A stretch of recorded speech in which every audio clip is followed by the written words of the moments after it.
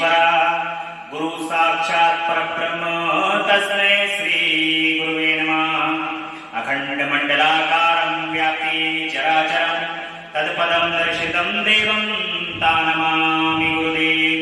बोले गुरु भगवान की जय। गजाननं भूतगणादिसेवितं कपित्तजम्बूफलचारुभक्षणं उमासुतं शोकविनाशकारिकं नमामि विघ्नेश्वरपादपङ्कजं। गुरुगणपति गजानन भगवान की जय। सर्वमंगल मंगल्ये शिवे सर्वार्थ साधिके शरण्ये त्र्यंबके गौरी नारायणी नमस्ते। शरणागत दीनाथ परित्राण परायणे सर्वशास्त्र हरि देवी नारायणी नमस्ते। जगदम्बा रानी की जय। अम्बा मैया की जय। कर्पूर गौरम करुणावतारम संसारसारं भुजगेन्द्रहारं सदा वसन्तं हृदयारविन्दे भवं भवानी सहितं नमामि। नागेन्द्रहाराय त्रिलोचनाय भस्मांगराय महेश्वराय नित्याय शुद्धाय दिगंबराय तस्मै नमः नमः शिवाय। ओम नमः शिवाय। ओम नमः शिवाय। ओम नमः शिवाय। बोले भूत भावन भगवान की जय। महामृत्युंजय भगवान की जय।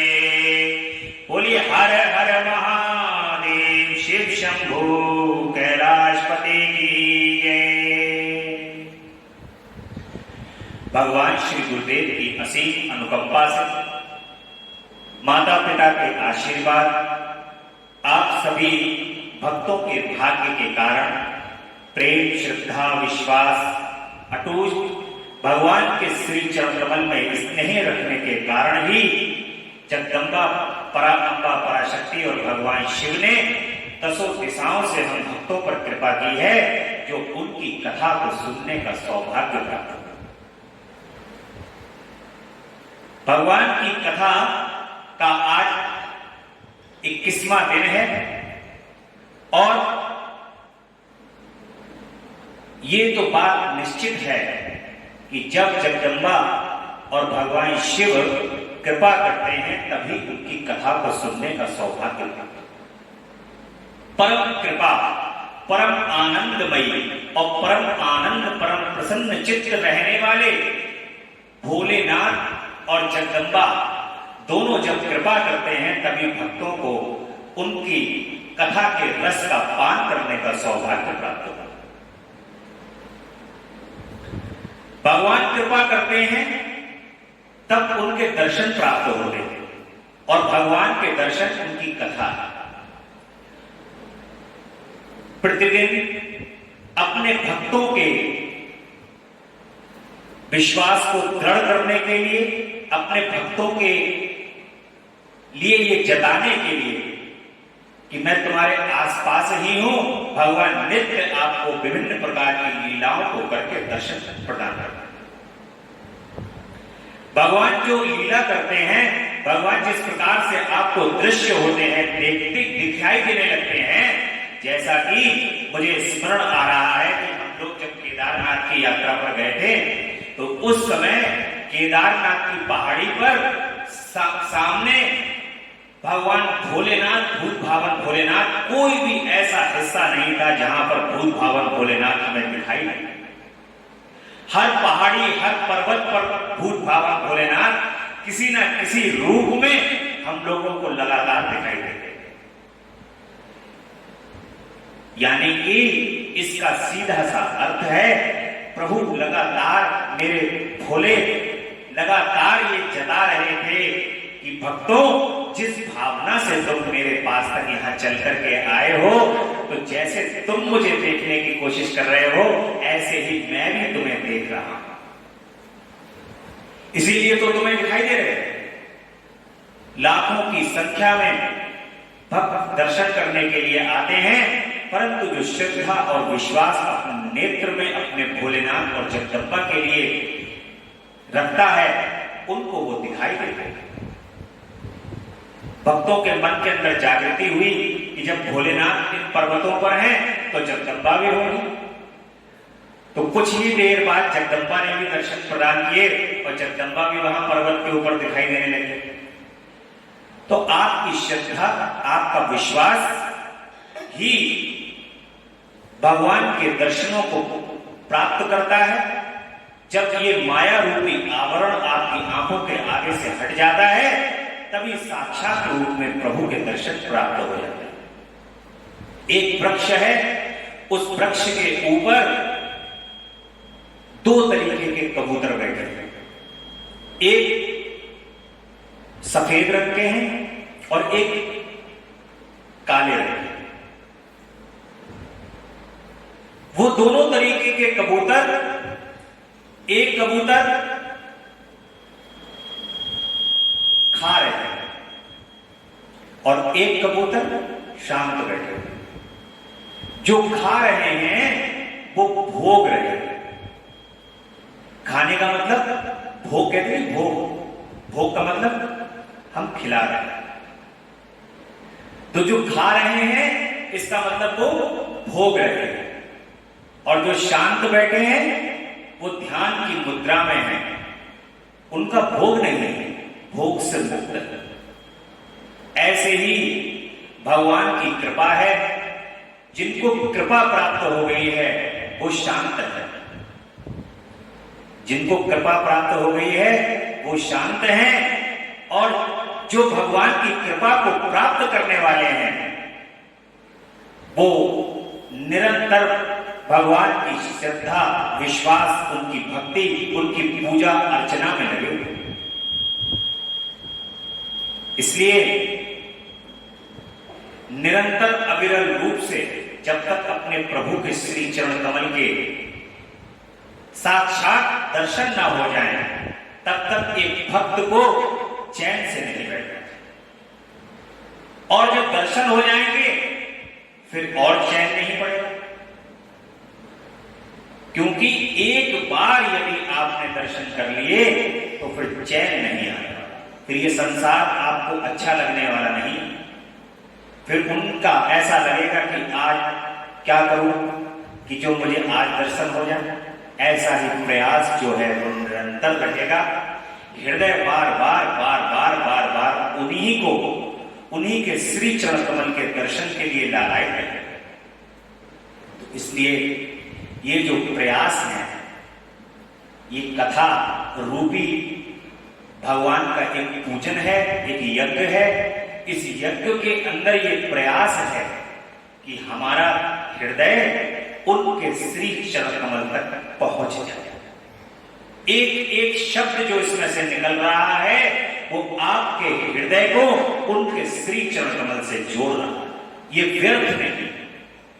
शिव पुराण, भगवान के शिव पुराण की कथा में से निकला हुआ एक एक शब्द उनके श्री चरण कमल की ओर आपको ले जा रहा है। जो भक्त हृदय से इस कथा को सुन रहे हैं, भक्ति भाव श्रद्धा से इस कथा को सुन रहे हैं, वो भगवान के श्री चरण कमल के बिल्कुल नजदीक, उनके श्री चरण कमल के पास ही है। और जब इस कथा को सुनते सुनते सुनते सुनते हृदय जब भर जाएगा, भगवान से नहीं ना कथा से, उनके प्रेम में जब हृदय भर जाएगा तब श्री चरण कमल के साक्षात दर्शन होंगे। और वो दर्शन माया से विरक्त होगा। माया उसके अंदर कार्य नहीं करेगी, उसके अंदर कोई इफेक्ट बट नहीं होगा। जब दर्शन होंगे तो ये नहीं होगा शायद ऐसा होगा या नहीं होगा। उस समय साक्षात प्रभु के दर्शन इसलिए होंगे क्योंकि माया का आवरण सब हट चुका है। माया के आवरण को हटाने के लिए ही भगवान ने हम लोगों को सौभाग्य प्रदान किया है अपनी कथा को सुनने का, ताकि ये कथा सुनकर के जो उनकी माया है वो हमारे जो आंखों के आगे बार बार आ जाती है उसका आवरण हटे। कल की कथा में प्रथम खंड ने विश्राम लिया था और ये सृष्टि खंड था भगवान का, रुद्र संहिता का सृष्टि खंड था। आज रुद्र संहिता के द्वितीय खंड में माता सती की कथा को हम लोग सुनेंगे। प्रथम देखिए, जगदम्बा अखंड है, अखंड मंडलाकारं व्याप्ति चराचरं। तो जगदम्बा जो है वो अखंड है, जन्म और मृत्यु से परे है, अजन्मा है, ना उनका जन्म होता है ना उनकी मृत्यु होती है, क्योंकि तत्व जो है वो शिव ही है, शिव तत्व है। और शिव तत्व होने के कारण यदि कोई ये कह दे कि सती माता का जन्म हुआ उसके बाद शरीर को उन्होंने त्यागा, ये एक कल्प और एक कहानी के हिसाब से भगवान शिव की लीला जो उन्होंने रची हुई है, उस लीला के हिसाब से संसार के संरचना के लिए ये सब कुछ है। परंतु यदि आप गौण रूप से यदि आप इस चीज को देखेंगे तो जगदम्बा और भगवान शिव अजन्मा है, इनका कोई ना तो जन्म है और ना इनकी कोई मृत्यु। तो इस भाग में मां और भोलेनाथ सती, माता सती के रूप में आई हैं और भोलेनाथ और दोनों जगदम्बा यहां पर लीला कर रहे हैं। बड़े सुंदर मन से इस कथा को जो भक्त सुनेगा वो भगवान को, माता सती और भगवान शिव की साक्षात कृपा को प्राप्त करें। संयुक्त रूप से भगवान शिव की कथा को जो व्यक्ति मां जगदम्बा और भगवान शिव को अपने हृदय के अंदर धारण करके जो सुन रहा है, माता की कृपा सर्वप्रथम प्राप्त हो। भगवान शिव की कथा के अंदर जो रुचि लेता है उसको, उस पर जगदम्बा पहले कृपा करता है। भगवान शिव का हाथ 1 सेकंड लेट उठता है और जगदम्बा पराशक्ति उससे पहले ही कृपा करती है। आज द्वितीय खंड में माता सती की कथा है। नारद जी के प्रश्न और ब्रह्मा जी के द्वारा उनका उत्तर, सदाशिव से त्रिदेवों की उत्पत्ति तथा ब्रह्मा जी से देवता आदि की सृष्टि के पश्चात एक नारी और एक पुरुष का प्राकट्य किस प्रकार हुआ है, यह हम आज की कथा में।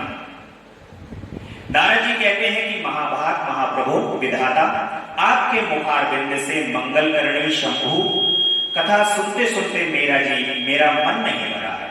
अथा भगवान शिव का सारा शुभ चरित्र मुझसे कहिए। संपूर्ण विश्व की सृष्टि करने वाले ब्रह्मदेव, मैं सती की कीर्ति से युक्त शिव का दिव्य चरित्र सुनना चाहता हूं। शोभाशालिनी सती किस प्रकार दक्ष पत्नी के गर्भ से उत्पन्न हुई, महादेव जी ने विवाह का विचार कैसे किया, पूर्व काल में दक्ष के प्रति रोष होने के कारण सती ने अपने शरीर का त्याग कैसे किया, चेतना पाश को प्राप्त होकर वे फिर हिमालय की कन्या कैसे थी, पार्वती ने किस प्रकार उग्र तपस्या की और कैसे उनका विवाह हुआ, कामदेव का नाश करने वाले भगवान शंकर के आधे शरीर में वे किस प्रकार स्थान पा सकी।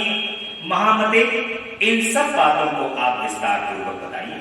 आपके समान दूसरा कोई संशय का निवारण करने वाला नहीं है, न होगा। ब्रह्मा जी ने कहा कि हे मुनि, देवी सती और भगवान शिव का शुभ यश परम पावन दिव्य तथा गोपनीय से भी अत्यंत गोपनीय है। तुम वह सब मुझसे सुनो। पूर्व काल में भगवान शिव निर्गुण, निर्विकल्प, निराकार, शक्ति रहित, चिन्मय तथा सत्य और असत्य से विलक्षण स्वरूप में प्रतिष्ठित थे। फिर वे ही प्रभु सगुण शक्तिमान होकर विशिष्ट रूप धारण करके स्थित हुए। उनके साथ भगवती उमा विराजमान थी। विप्रवर, वे भगवान शिव दिव्य आकृति से सुशोभित हो रहे थे।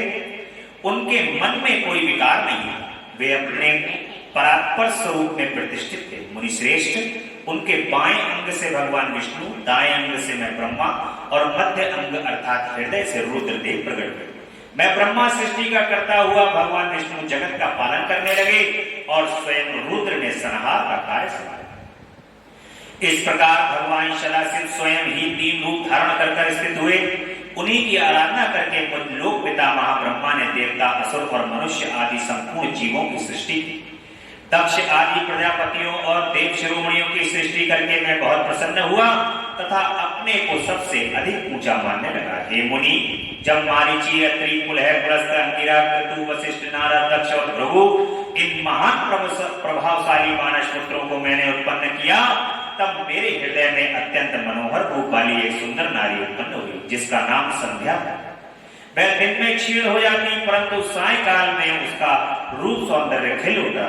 वह मूर्तिमती साय संध्या ही थी और निरंतर किसी मंत्र का जप करती रहती थी। सुंदर भौं वाली वह नारी सौंदर्य की चरम सीमा को पहुंची हुई और मुनियों के भी मनों को मोह लेती। इसी तरह मेरे मन से एक मनोहर पुरुष भी प्रकट हुआ, जो अत्यंत अद्भुत था। उसके शरीर का मध्य भाग कटी प्रदेश पतला था, दांतों की पंक्तियां बड़ी सुंदर थी, उसके अंगों से मत वाले हाथी की गंध प्रकट होती। नेत्र प्रफुल्ल कमल के समान शोभा पाते थे, अंगों में केसर लगा था, उसकी सुगंध नासिका को तृप्त कर रही थी। उस पुरुष को देखकर दक्ष आदि मेरे सभी पुत्र अत्यंत उत्सुक हो। उसके मन में विस्मय भर गया था। जगत की सृष्टि करने वाले मुझ जगदीश्वर ब्रह्मा की ओर देखकर उस पुरुष ने विनय से गर्दन झुका दी और मुझे प्रणाम करके कहा कि हे, वह पुरुष कहता है कि ब्रह्मा जी, मैं कौन सा कार्य करूंगा, मेरे योग्य जो काम हो उसमें मुझे लगाइए, क्योंकि विधाता आज आप ही स्वयं सबसे अधिक माननीय और योग्य पुरुष हैं। यह लोक आपसे ही शोभित हो रहा। ब्रह्मा जी ने कहा कि भद्र पुरुष, तुम अपने इसी स्वरूप से तथा फूल के बने हुए 5 बाणों से स्त्रियों और पुरुषों को मोहित करते हुए सृष्टि के सनातन कार्य को चलाओ। इस चराचर त्रिभुवन में ये देवता आदि कोई भी जीव तुम्हारा तिरस्कार करने में समर्थ नहीं है। देखिए, इस संसार के अंदर स्त्री और पुरुष संचार, चाहे ऐसा नहीं है कि स्त्री और पुरुष जो है वो केवल मनुष्य शरीर को धारण करने में ही। स्त्री और पुरुष पेड़ पौधे भी होते हैं, स्त्री और पुरुष जानवर भी होते हैं, पर्वत भी होते हैं, पर्वत शिखाएं भी होती हैं। इस ब्रह्मांड के अंदर इस सृष्टि का संचालन करने के लिए ये 2 प्रकार दिए गए हैं, एक स्त्री और एक पुरुष। इन दोनों के मिलने से ही सृष्टि की संरचना हो, चाहे वो पेड़ पौधे हो गए, चाहे जानवर हो गए, चाहे मनुष्य हो। अब इन दोनों के आपस में मोह को उत्पन्न करने के लिए ब्रह्मा जी ने कामदेव की संरचना की। कामदेव की संरचना यदि नहीं होती तो स्त्री और पुरुष में आपस में मोह की उत्पत्ति नहीं होती। उसी उत्पत्ति के कारण ही इस संसार में ब्रह्मा जी ने सबसे पहले सृष्टि के अंदर कामदेव की संरचना की और कहा कि अपने बाणों से मोहित करके सृष्टि के सनातन कार्य को चलाओ। इस चराचर त्रिभुवन में ये देवता आदि कोई भी जीव तुम्हारा तिरस्कार करने में समर्थ नहीं हो। और कामदेव को जब भगवान ब्रह्मा जी ने जब लगाया तो उन्होंने कहा, चाहे वो ऋषि मुनि जपी कन्या सन्यासी और देवता राक्षस, चाहे कोई भी हो, तुमसे बच नहीं पाए।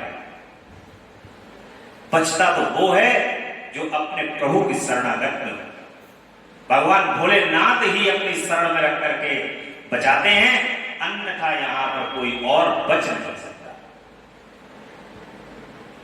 त्रिभुवन में देवता आदि कोई भी जीव तुम्हारा तिरस्कार करने में समर्थ नहीं है। तुम छिपे रूप से प्राणियों के हृदय में प्रवेश करके सदा स्वयं उनके मुख सुख का हेतु बनकर सृष्टि का सनातन कार्य चलाओ। समस्त प्राणियों का जो मन है वह तुम्हारे पुष्पमय बाण का सदा अनायास ही अद्भुत लक्ष्य बन जाएगा और तुम निरंतर उन्हें मदमस्त किए रहोगे। यह मैंने तुम्हारा कर्म बनाया है जो सृष्टि का प्रवर्तक हो, और तुम्हारे ठीक ठीक नाम क्या होंगे इस बात को मेरे ये पुत्र बताए।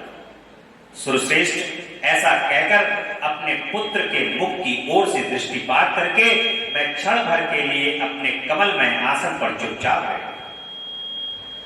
कामदेव के नामों का निर्देश उसका रति के साथ विवाह तथा कुमारी संध्या का चरित्र। ब्रह्मा जी कहते हैं कि हे मुनि, तदंतर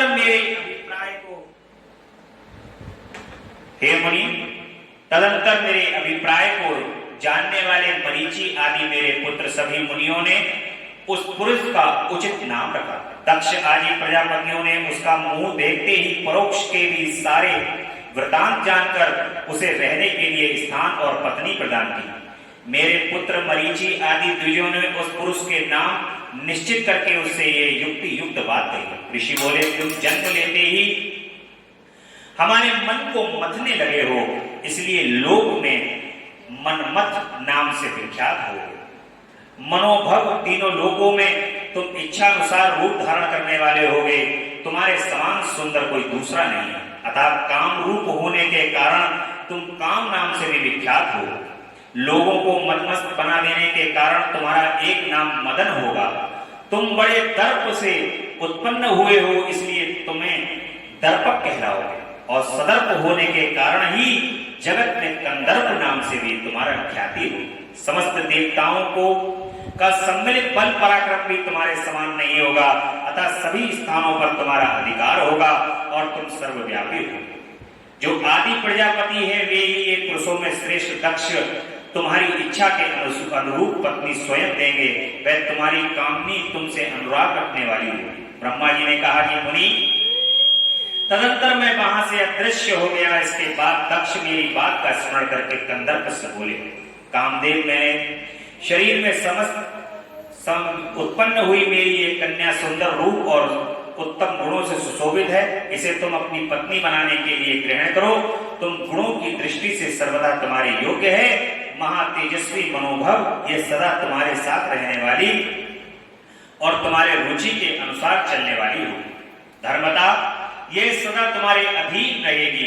ऐसा कहकर दक्ष ने अपने शरीर के पसीने से प्रकट हुई उस कन्या का नाम रति रखकर उसे अपने आगे बैठाया और कंदर्प को संकल्प पूर्वक सौंप दिया। नारद, दक्ष की वह पुत्री रति बड़ी रमणीय और मुनि के मन को भी मोह लेने वाली थी। उसके साथ विवाह करके कामदेव को भी बड़ी प्रसन्नता हुई। अपनी रति नामक सुंदरी स्त्री को देखकर उसके हाव भाव आदि से अनुरंजित हो कामदेव मोहित हो गए। तात उस समय बड़ा भारी उत्सव होने लगा जो सबके सुख को बढ़ाने वाला था। प्रजापति दक्ष इन सब बातों को सोचकर बड़े प्रसन्न थे कि मेरी पुत्री इस विवाह से सुखी है। कामदेव को भी बड़ा सुख मिला, उसके सारे दुख दूर हो गए। दक्ष कन्या रति भी कामदेव को पाकर बहुत प्रसन्न हुई। जैसे संध्या काल में मनोहरिणी बिंदु माला के साथ मेघ शोभा पाता है, उसी समय रति के साथ प्रिय वचन बोलने वाला कामदेव बड़ी शोभा पाता है। इस प्रकार रति के प्रति भारी मोह से युक्त रतिपति कामदेव उसी तरह अपने हृदय के सिंहासन पर बिठाया जैसे योगी पुरुष योग विद्या को हृदय में धारण करता है। इसी प्रकार पूर्ण चंद्रमुखी रति भी उस श्रेष्ठ पति को पाकर उसी तरह सुशोभित हुई जैसे श्रीहरि को पाकर पूर्ण चंद्र नना लक्ष्मी शोभा पाती है।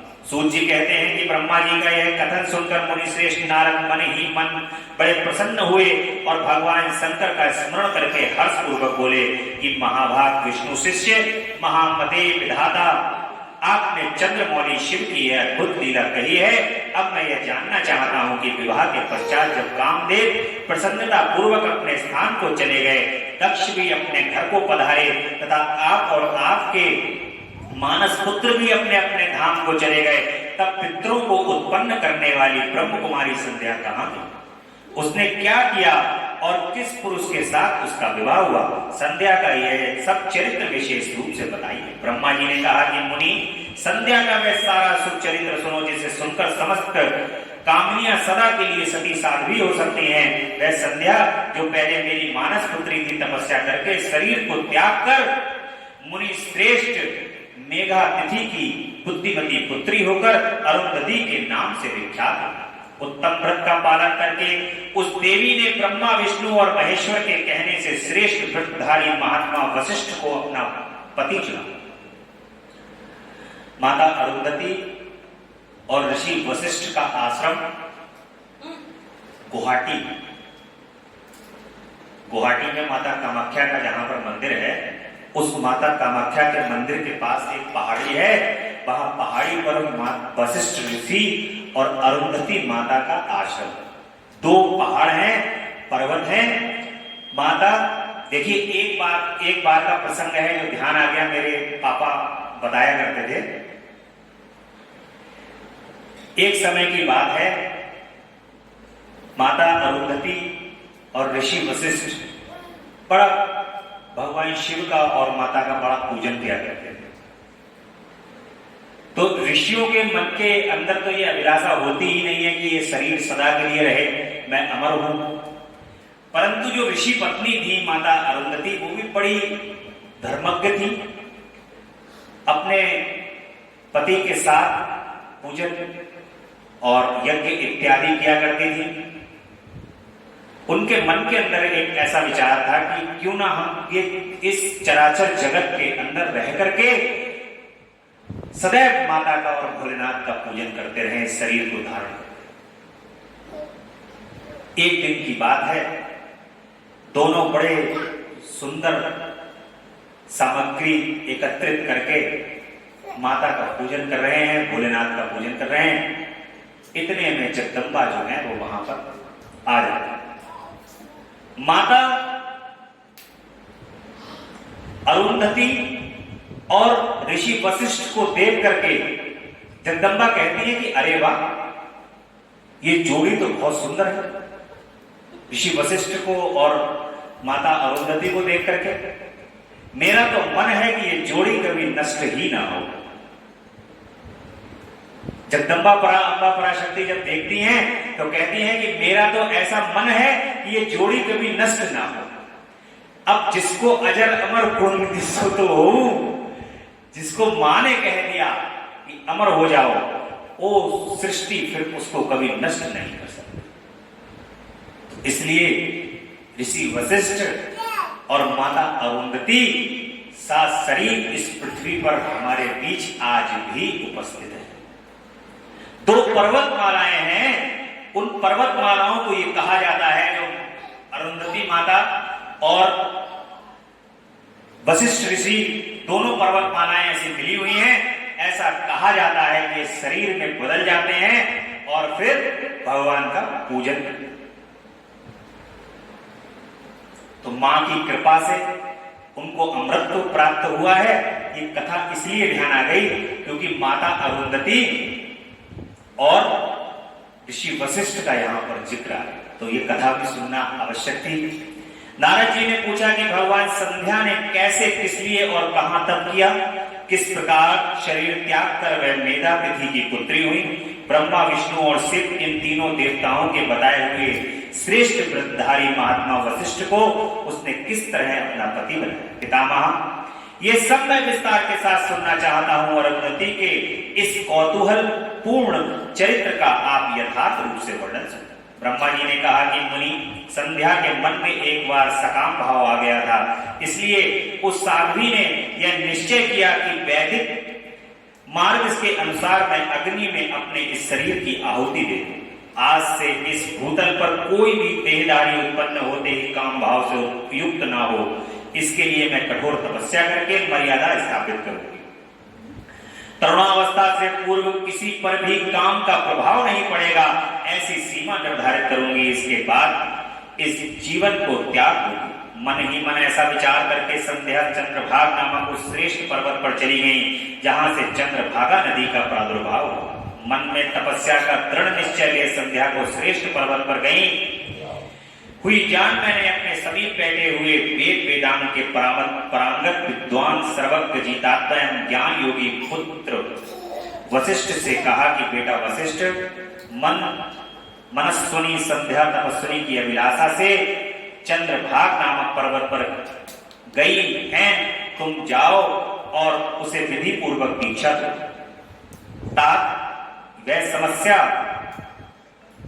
वह तपस्या के भाव को नहीं जानती है, इसलिए जिस तरह तुम्हारे यथोचित उपदेश से उसे अभीष्ट लक्ष्य की प्राप्ति हो सके वैसा प्रयत्न करो। नारद जी, मैंने दया पूर्वक जब वशिष्ठ को इस प्रकार आज्ञा दी, तब वे जो आज्ञा कहकर एक तपस्वी ब्रह्मचारी के रूप में संध्या के पास गए। चंद्रभाग पर्वत पर एक देव सरोवर जो जलाशय योषित गुणों से परिपूर्ण हो, मान सरोवर के नाम से शोभा पाती है। वशिष्ठ ने उस सरोवर को देखा और उसके तट पर बैठी हुई संध्या पर भी दृष्टिपात किया। कमलों से प्रकाशित होने वाला वह सरोवर तट पर बैठी हुई संध्या से उपलक्षित हो उसी तरह से शोभित हो रहा था जैसे प्रदोष काल में उदित हुए चंद्रमा और नक्षत्रों से युक्त आकाश शोभा पाता। सुंदर भाव वाली संध्या को वहां बैठे देख मुनि ने कौतूहल पूर्वक उस प्रहलोहित नाम से सरोवर को अच्छी तरह देखा।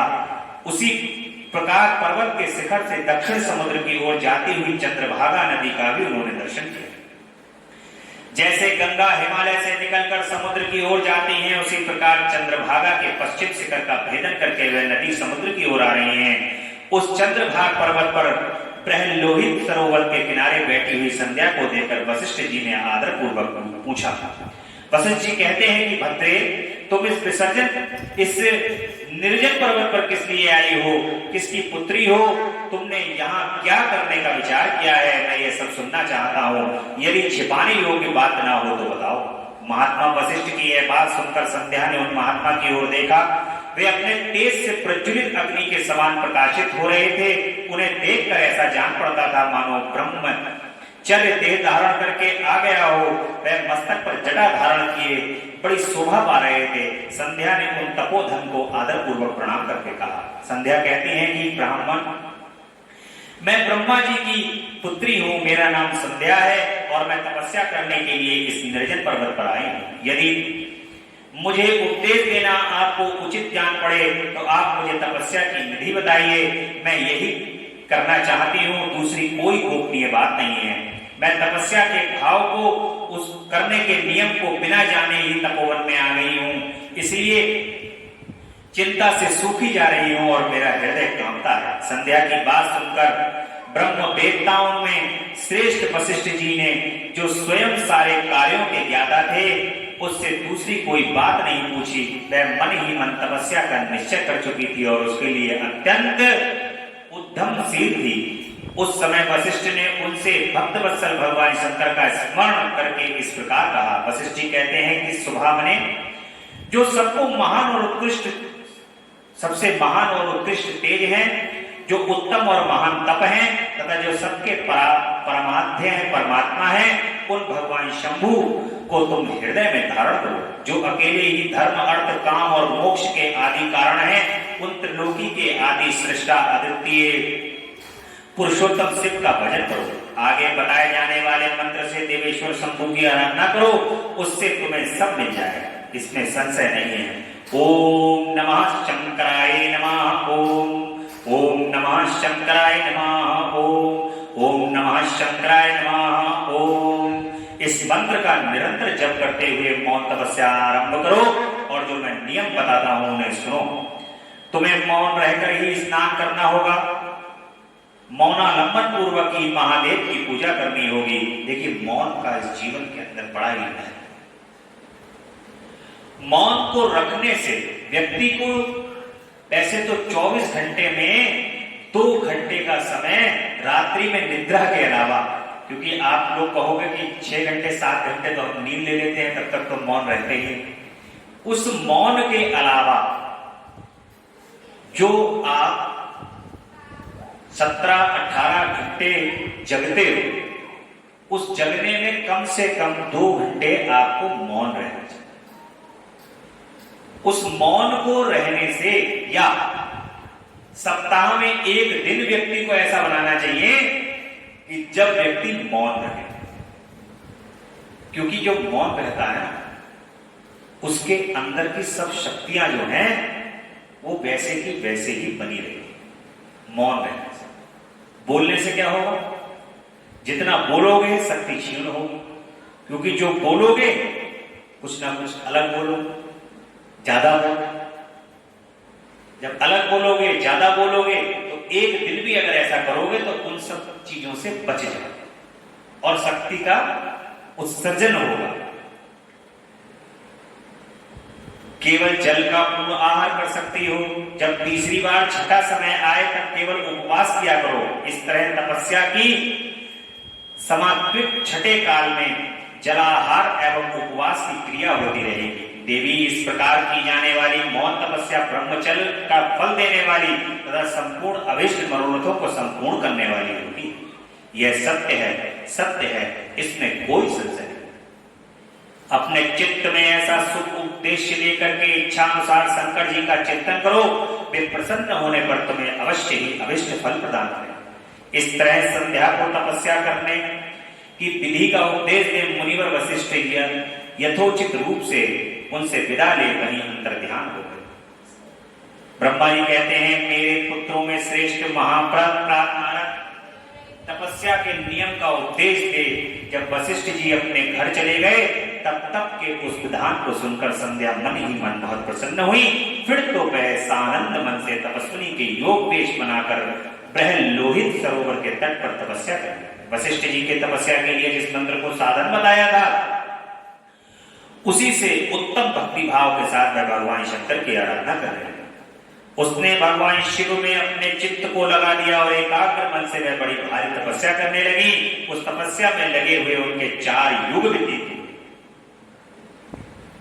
सतयुग, त्रेता, द्वापर, कलयुग, ये चारों युग व्यतीत हो गए तपस्या को करते करते करते करते। अब वो पर्वत मालाएं जो देख रहे हो ना, यदि जो ज्ञानी व्यक्ति होते हैं, जो वशिष्ठ जी और मैंने माता अरुंधति के जो पर्वत अभी बताए हैं, वो तपस्या के अंदर ही लीन, तपस्या के अंदर लीन होने के कारण जड़ हो गए। अगर कोई ज्ञान को रखने वाला व्यक्ति ध्यान से उस पर्वत पर अगर हाथ लगा करके देखेगा तो उसमें प्राण हो, क्योंकि मां के आशीर्वाद से शरीर तो छूटना ही नहीं। शरीर चाहे किसी भी माध्यम का शरीर हो, चाहे वो पर्वत के रूप में हो अथवा ये हाड़ मांस का शरीर हो, चाहे कैसा भी शरीर हो, परंतु चिरकाल तक वो शरीर रहेगा, वो नष्ट नहीं। वशिष्ठ जी ने तपस्या के लिए जिस मंत्र को साधन बताया था उसको वो करती हैं। तब भगवान शिव उनकी तपस्या से संतुष्ट हो बड़े प्रसन्न हुए तथा बाहर भीतर और आकाश में अपने स्वरूप का दर्शन कराकर जिस रूप का वह चिंतन करती थी, उसी रूप से उनकी आंखों के सामने प्रकट कर उनके मन में जिनका चिंतन किया था, उन्हीं प्रभु शंकर को अपने सामने खड़ा देखकर अत्यंत आनंद में निमग्न हो गई। भगवान का मुखार बिंद बड़ा प्रसन्न दिखाई देता था, उनके स्वरूप से शांति बरस रही थी। वह सहसा भयभीत हो सोचने लगे कि मैं भगवान हर से क्या कहूं। अब भगवान जब सामने आ जाते हैं तो भक्त अपनी सुध-बुध खो बैठते हैं। उस समय भक्तों को यह आभास नहीं होता कि भगवान से कहें तो कहें क्या, मुंह नहीं खुलता। भगवान जब सामने होते हैं तो भक्त कुछ बोलने में असमर्थ होता। भगवान कुछ बोल दे तो बोल दे, वरना भक्त तो कुछ बोल नहीं सकता। तो ऐसा भगवान को सहसा देख करके सन्न रह जाती हैं। जिस तरह उनकी किस तरह मैं उनकी स्तुति करूं, इसी चिंता में पड़कर उसने अपने दोनों नेत्र बंद कर लिए। नेत्र बंद कर लेने पर भगवान शिव ने उसके हृदय में प्रवेश करके उसे दिव्य ज्ञान दिया, दिव्य वाणी और दिव्य दृष्टि प्रदान की। देखिए एक चीज और है, ये जो दृष्टि है ना हमारी, इस दृष्टि से हम भगवान को, जो भगवान का रूप और स्वरूप है, वो देखना जो है वो संभव नहीं। जिस रूप की हम कल्पना करते हैं, जिस रूप का हम जान करके पूजन करते हैं, अगर उसी रूप में भगवान सामने प्रकट हो जाएं तो करोड़ों सूर्यों का प्रकाश रखने वाले भगवान आपको इन नेत्रों से कैसे दिखाई देगा। इन नेत्रों की जितनी क्षमता है, यदि जरा सी भी बड़ी लाइट अगर इनके ऊपर डाल दी जाती है तो ये नेत्र चौंधिया जाते हैं।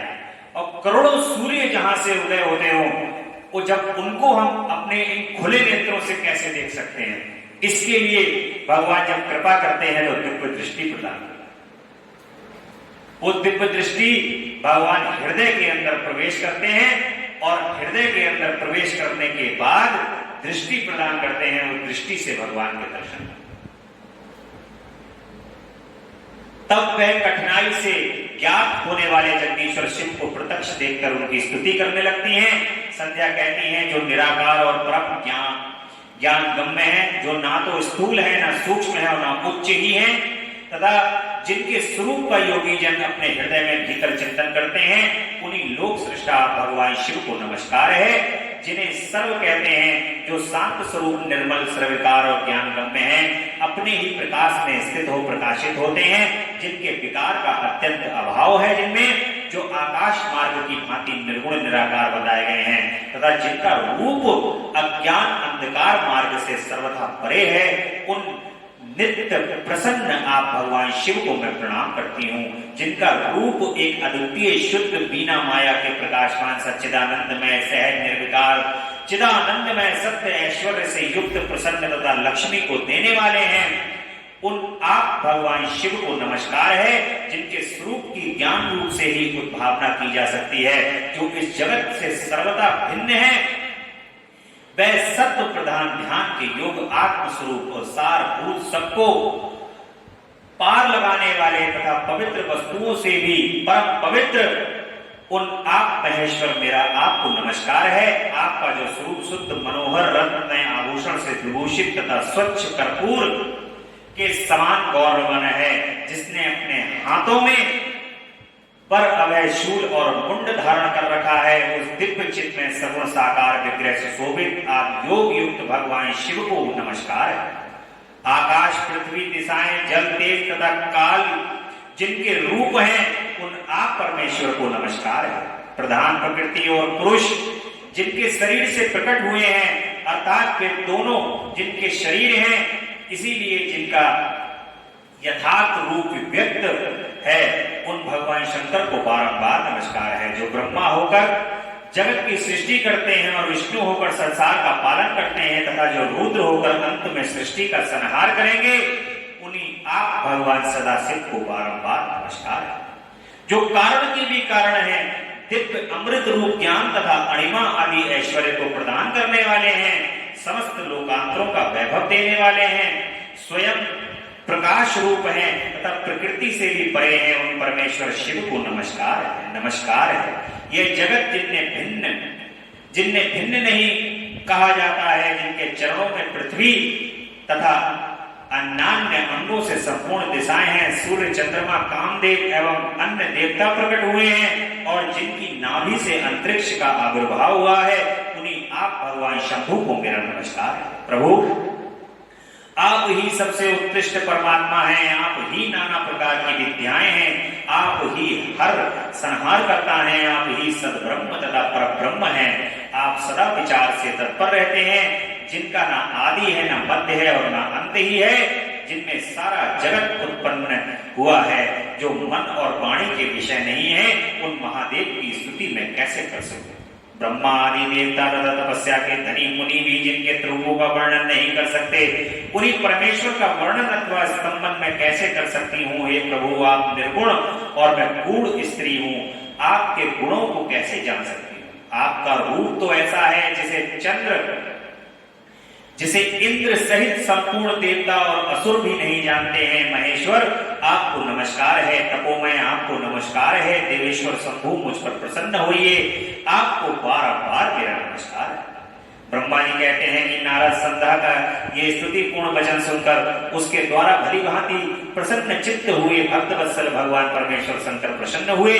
उसका शरीर बक्कल और मृग चर्म से ढका हुआ था, मस्तक पर पवित्र जटा जूट शोभा पा रही थी। उस समय पाले के मारे हुए कमल के समान उसके कोमलाए हुए मुंह को देखकर भगवान हर दया से द्रवित हुए उससे इस प्रकार बोले। भगवान शिव कहते हैं कि भद्रे, मैं तुम्हारी इस उत्तम तपस्या से बहुत प्रसन्न हूँ। शुद्ध बुद्धि वाली देवी, तुम्हारे इस स्तंभन से भी मुझे बड़ा संतोष प्राप्त हुआ। अतः इस समय अपनी इच्छा के अनुसार कोई वर मांगो, जिस वर से मैं तुम्हें प्रयोजन हो तथा जो तुम्हारे मन में हो, उसे मैं यहाँ अवश्य पूर्ण करूंगा। तुम्हारा कल्याण हो, मैं तुम्हारे व्रत नियम से बहुत प्रसन्न हूँ। प्रसन्न चित्त महेश्वर का ये वचन सुनकर अत्यंत हर्ष से भरी हुई संध्या उन्हें बारंबार प्रणाम करके बोली कि हे प्रभु, यदि आप मुझे प्रसन्नता पूर्वक वर देना चाहते हैं, यदि मैं वर पाने के योग्य हूँ, यदि यदि पाप से शुद्ध हो गई हूं तथा देव यदि इस समय आप मेरी तपस्या से प्रसन्न हो तो मेरा मांगा हुआ ये पहला वर मुझे सफल करो। देवेश्वर, इस आकाश में पृथ्वी आदि किसी भी स्थान में जो प्राणी हैं वे सब के सब जन्म लेते ही काम भाव से युक्त न हो जाएं। नाथ, मेरी सकाम दृष्टि कहीं ना पड़े। मेरे जो पति हों वे भी मेरे अत्यंत सुहृद हों। पति के अतिरिक्त जो भी पुरुष मुझे सकाम भाव से देखे उसके पुरुषत्व का नाश हो जाए, यह तत्काल वह नपुंसक हो जाए।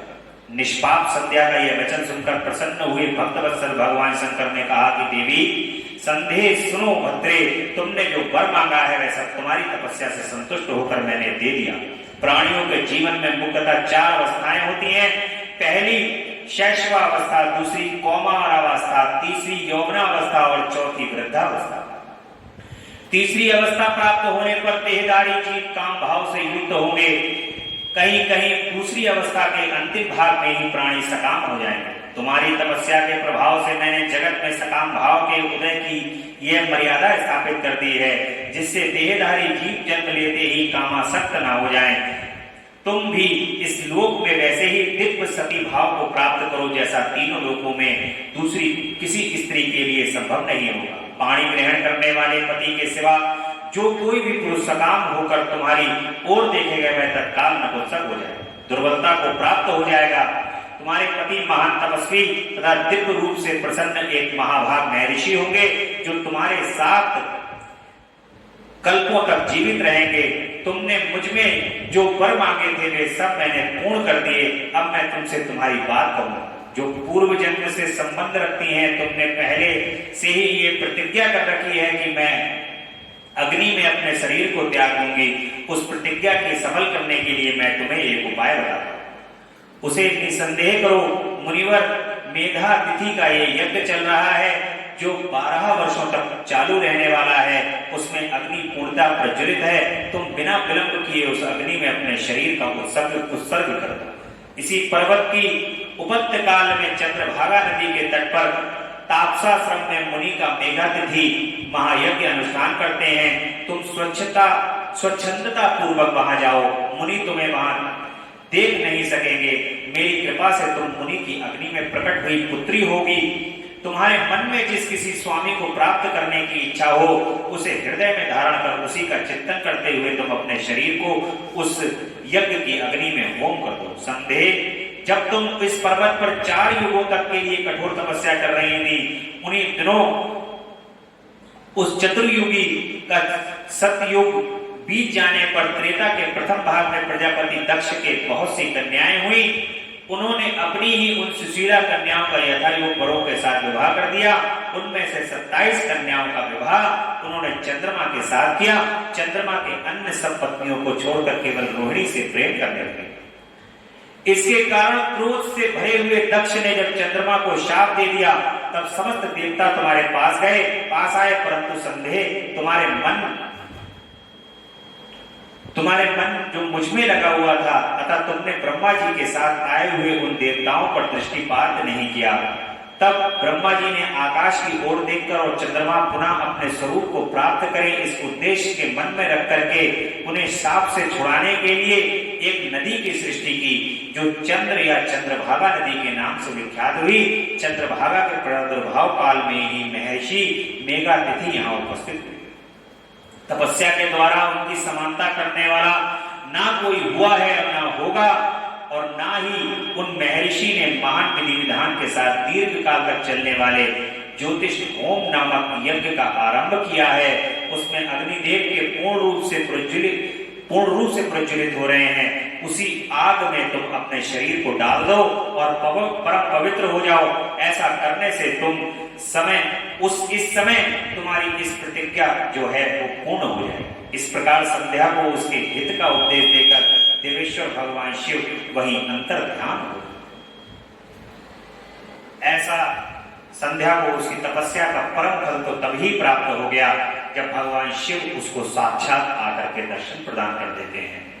और आगे किस प्रकार से कार्य करना है ये उपदेश देकर स्वयं भगवान अपने मुख से चले जाते हैं। और संध्या की आत्माहुति उसका अरुंधति अरुंधति के रूप में अवतीर्ण होकर मुनिवर वशिष्ठ के साथ विवाह करना। अरुंधति का विवाह जब शरीर धारण करती हैं अरुंधति के रूप में प्रकट होती हैं और वशिष्ठ ऋषि के साथ उनका विवाह होता है। ये हम कल की कथा में अरुंधति और वशिष्ठ ऋषि के विवाह का वर्णन सुनेंगे। आज की कथा यही विश्राम लेती है। बोली शंकर भगवान की जय, जगदम्बा रानी की जय। हरे राम राम राम सिया राम राम राम, हरे राम राम राम सीता राम राम राम, हरे राम राम सीता राम राम राम, हरे राम राम सीता राम राम राम, हरे राम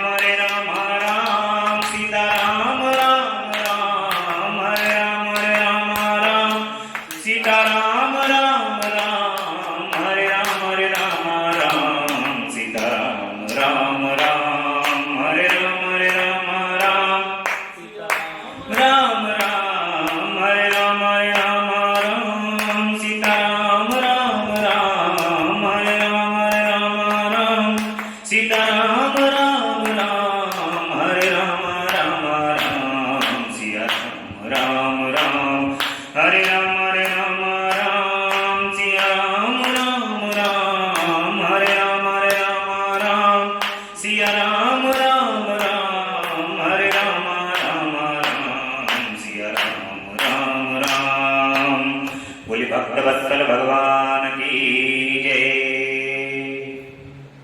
तेरा पल पल बीता जाए मुख से जप ले नमः शिवाय, तेरा पल पल बीता जाए मुख से जप ले नमः शिवाय। ओम नमः शिवाय, ओम नमः शिवाय, ओम नमः शिवाय, ओम नमः शिवाय। मुसाफिरी जब पूरी होगी चलने की मजबूरी होगी, मुसाफिरी जब पूरी होगी चलने की मजबूरी होगी। अवसर खाली न जाए मुझसे जप ले नमः शिवाय, तेरा अवसर खाली न जाए मुझसे जप ले नमः शिवाय।